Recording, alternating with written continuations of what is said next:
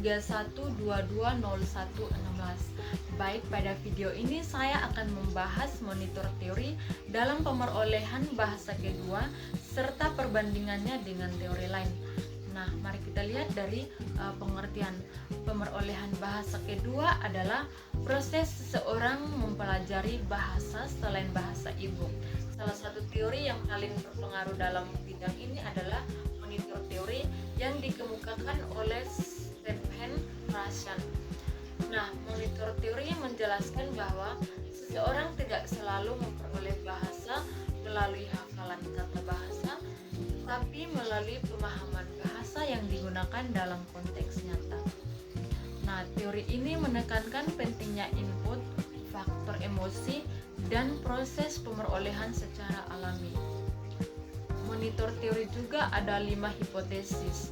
Nah, pertama itu hipotesis pemerolehan dan pembelajaran.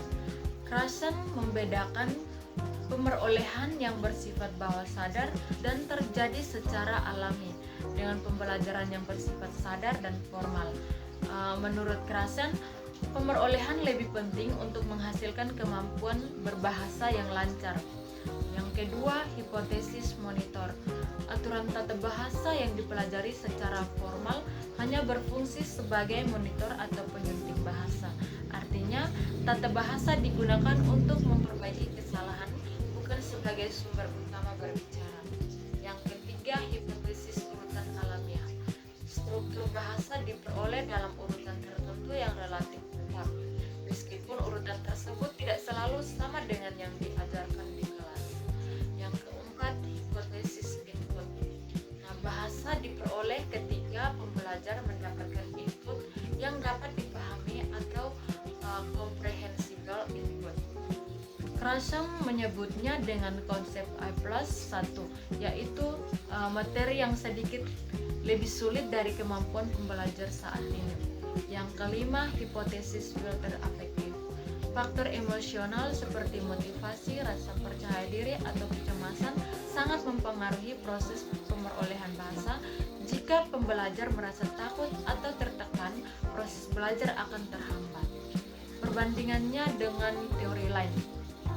Baik, jika dibandingkan dengan teori behaviorisme menekankan pengulangan dan pembiasaan, sedangkan dengan teori kognitif, perbedaannya terletak pada kesadaran.